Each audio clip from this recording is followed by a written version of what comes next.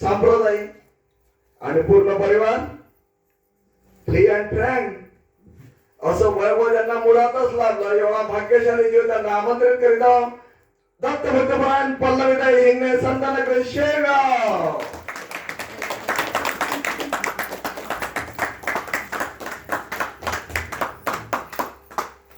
जेवढ्या ताकदनं त्यांचा परिचय दिला तेवढ्या टाळ्यांनी वाजल्या.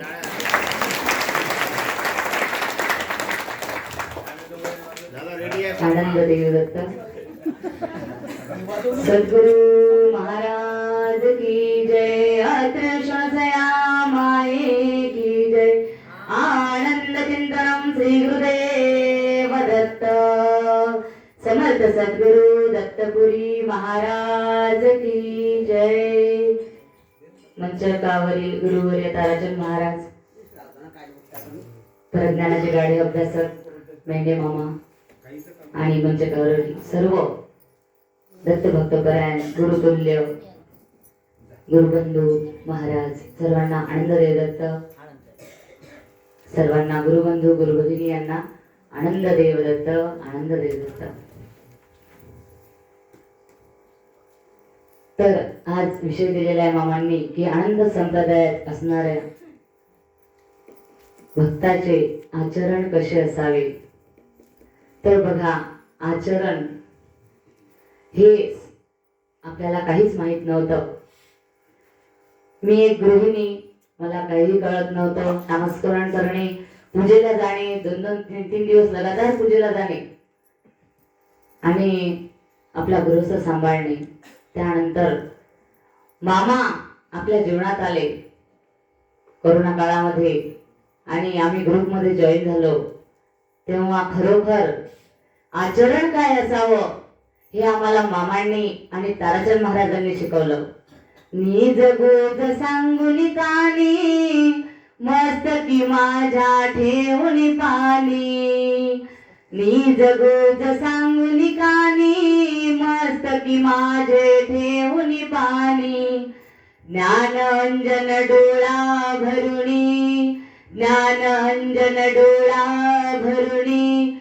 जागे माझ केले, स्वप्न दाविले गुरुजी, स्वप्न दाविले हो.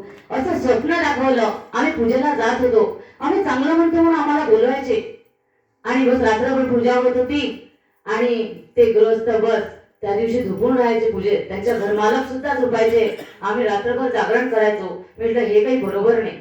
आपण जागतो 2-3 रात्र आणि घरमालक त्यांची फक्त पूजा आणि अन्नदान झालं. वाह वाह, आम्ही खूप अन्नदान केलं आणि ते झोपून राहायचे.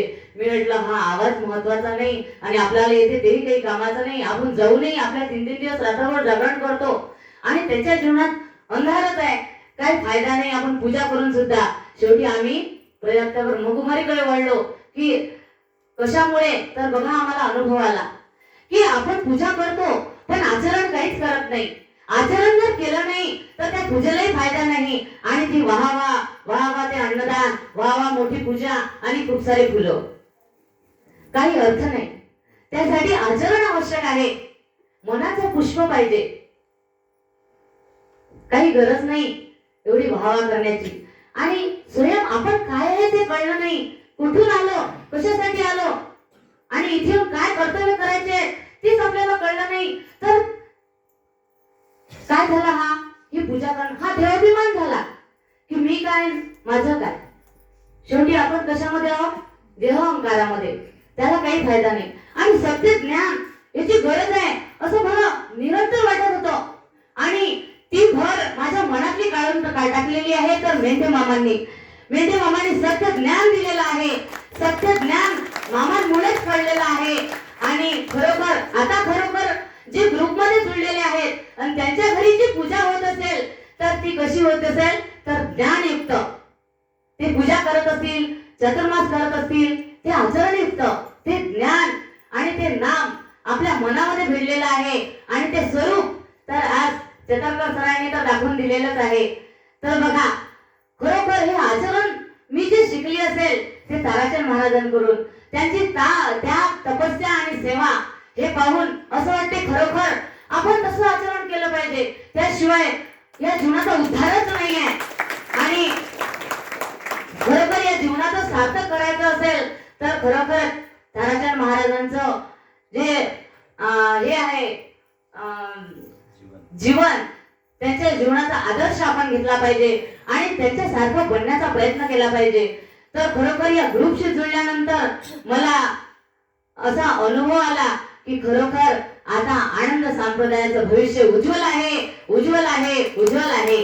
अखिल भारतीय देवदत्त परिवार हा आपल्यासाठी एवढा पाठीमागे उभा आहे की तुम्हाला कोणताही प्रश्न पडो तर उत्तर तयार आहे मामांकडे. प्रश्नोत्तर चालू असतात, मध्ये माता भगिनी एक प्रश्न झाला की दुसरा प्रश्न विचारतात, तरी उत्तर त्यांचं असतेच. एवढं ज्ञान मामामध्ये ओतप्रत झालेलं आहे. आणि सर्वांनी देवदत्त परिवारासोबत जुळावं. जे जुळलेले नाहीये त्यांनी सुद्धा जुळावं आणि आपल्या जीवनाचं सार्थक करून घ्यावं. म्हणून म्हटलेलं आहे, सार्थक करण्या गुरुनामाची गा बांधून घे गाठोडी. सार्थक करण्या गुरुनामाची बांधून घे गाठोडी, बांधून घे गाठोडी. खरोखर गाठोडं बांधायचं असलं, सरलाताईने बांधलं होतं काल, तर खरोखर मामांपासूनच भेटलेलं आहे. आणि ते गाठोडी आपल्याला भेटायची असेल तर मामांकडून मिळेल, या देवदत्त परिवाराकडून मिळेल. एक एक भक्त तिथे जोडलेला आहे आणि त्यांचे सद्विचार आपल्यापर्यंत पोहोचत असतात. हे जे आचरण आहे सांगितलेलं चतरकर सरांनी आपल्याला अनुभव दाखवलेला आहे. पण त्यासाठी काय पाहिजे? आचरण पाहिजे. काय घेऊन आलेले आहेत दत्त महाराज? ज्ञान, भक्ती आणि वैराग्य ते आपल्याला मिळत आहे देवदत्त परिवाराकडून. किती पूजा केल्या पण आपल्याला ज्ञान मिळालं नाही.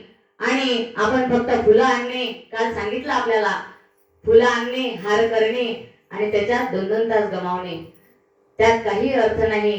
खरोखर आपण स्वची ओळख आपल्याला झाली पाहिजे. आपण कोण आहे? आपण आनंदाचा अंश एक जीवात्मा आहे आणि त्या आनंदापासून आलेला आहे. 41, 42, 43 पद शहा दत्त प्रभू तिथून आपण इथे आलेला आहे. दत्तात्रय प्रभू 42 पदावर आहेत आणि त्याच्यात पदावर आनंद प्रभू आहेत विराजमान. ते आपल्याला कळलं पाहिजे, ते स्वरूप आपल्याला दिसलं पाहिजे. चतरकर सरांनी आपल्याला सांगितलेलंच आहे की अशा प्रकारे आपण संकल्प शक्तीद्वारे आपण ते पाहायला पाहिजे. न की आपल्या घरात कोण काय करते, हा असा वागला, तो तसा वागला, त्यांनी असं म्हटलं, हे विचार आपल्याला नित्य निरंतर आपल्या डोक्यात चालत राहतात. पण ते डोक्यात चालत राहतात ते आपल्याला व्यर्थ आहे. आपली ऊर्जा नष्ट होते त्याच्यामध्ये.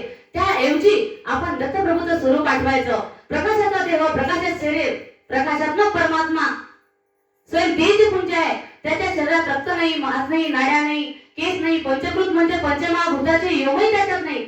याचा हा परमात्मा स्वतः प्रकाश स्वरूप असल्यामुळे अज्ञान अंधकारच्या पलीकडे आहे. असा प्रकाश स्वरूप परमात्मा आपण आठवला पाहिजे. हे प्रात्यक्षिक सरांनी आपल्याला सांगितलेले आहे. त्यांचे खूप खूप धन्यवाद. आणि याचा आपण अनुभव घेतला पाहिजे. आणि हे आचरण जे आहे ते आपण आचरणात आणलं पाहिजे. कोणतं? ज्ञान, भक्ती, वैराग्य आणि दया, क्षमा, शांती. आपण जर स्वतःला बदललं, आपण जर बडबड करत असलो घरात आणि मुलाबाळांवर, माणसांवर आपण जर बडबड केली तर ते म्हणतील हा दत्त मार्ग काही कामाचा नाही. आपण दया केली पाहिजे, क्षमा करू शकलो पाहिजे कोणाला. आणि शांततेने आपण कोणताही एखादा विचार असेल किंवा हे करायचं की नाही करायचं ते आपण शांततेने जर सॉल्व्ह केलं तर आपल्यामध्ये गुण दिसतील त्यांना की खरोखर हा आहे आनंद संप्रदाय. कारण काय की आपले आनंद प्रभू शांतीचे सागर आहेत, आनंदाचे सागर आहेत, प्रेमाचे सागर आहेत. आणि आपल्यामध्ये ते प्रेम दिसलं पाहिजे, ती निरव शांती दिसली पाहिजे, तो आनंद दिसला पाहिजे की कोणाला बाहेरून कोणी पाहिलं शेजारी वगैरे त्यांना वाटलं पाहिजे अरे या घरात ना काहीच भांडणाचा वाद वगैरे काही आवाज येत नाही. किती त्यांना काय मिळालं, त्यांना असं वाटलं पाहिजे, त्यांनी विचारलं पाहिजे आम्हाला पण गुरु करायचे आहेत, असं आपलं आचरण असलं पाहिजे. ते आचरण आपण अंगी मानायला पाहिजे. खरोखर घरामध्ये स्त्री जी आहे, स्त्री ही गृहिणी आहे, हिचा भार सर्व संपूर्ण घरात कुटुंबाचा भार तिच्यावर असतो. स्त्रीचं मन जर शांत असलं तर पूर्ण घरात शांत राहू शकते. एक जर वाद करत असला किंवा बोलचाल चालू असली आणि त्याचा प्रभाव मुलांवर सुद्धा पडत असतो, तो पण केविलवाण्यासारखा पाहतो. तर बघा एवढी जशा प्रकारे अगरबत्ती आहे ना त्याचा सुगंध पूर्ण घरात जातो. तशा प्रकारे घरातील गृहिणीचे जे विचार आहेत ते संपूर्ण घरात कानाकोपऱ्यात पसरतात आणि त्यामुळे त्या घरातलं वातावरण दूषित होते. ते वातावरण शांत म्हणजे प्रेममय आनंदमय करणं आपल्या हाती आहे. त्यासाठी आहे नामस्मरण. हाती काम मुखी नाम. आपलं जर नामस्मरण नित्य निरंतर सुरू असलं, श्वास घेताना आनंद आणि सोडताना दत्तात्रय असं नित्य निरंतर चालू द्या. कोणताही विचार येणार नाही. आलाही तरी आपण तो कानातही घेणार नाही. एवढं नामस्मरणामध्ये काय आहे, नामस्मरणाची महती आहे. तर करून बघा आणि त्याचा अनुभव घेऊन पहा. आपल्या घरात स्वर्गासारखं जीवन आपण जगू शकतो. आपण म्हणतो स्वर्ग कुठे आहे, स्वर्ग कुठे आहे, कुठे आहे स्वर्ग? आनंद नाम जो घेईल आणि वागणूक जे आचरण सांगितलेलं आहे आणि ते संपूर्ण आचरण आपल्याला अखिल भारतीय देवदत्त परिवारामध्ये शिकवले जाते आणि ते आपण रोज शिकतो. आता मला काही सांगण्याची गरज नाहीये, सर्व ज्ञानी आहे तिथं. कारण काय की अखिल भारतीय देवदत्त परिवारावर सर्व जण ज्ञानी झालेले आहेत आणि मी काय लहान तोंडी मोठा घास घेऊ शकत नाही. सर्वांना ज्ञान आहे आणि एक काहीतरी फुलाची पाकळी सांगण्याचा प्रयत्न केलेला आहे आणि सूर्यापुढे काजवा काय सांगू शकत नाही. मी खूप लहान आहे. मी माझ्याकडून काही चूक झाली असेल तर लहान बहीण म्हणून माफ करावं. आनंद देवदत्त, आनंद देवदत्त, आनंद देवदत्त. खूप खूप धन्यवाद. 6 मिनिटामध्ये 60 मिनिटाचा इतिहास सांगून टाकला. पुन्हा एकदा जोरदार टाळ्यांनी स्वागत करूया. धन्यवाद. गाठवाड्याला बायकोला गेला हा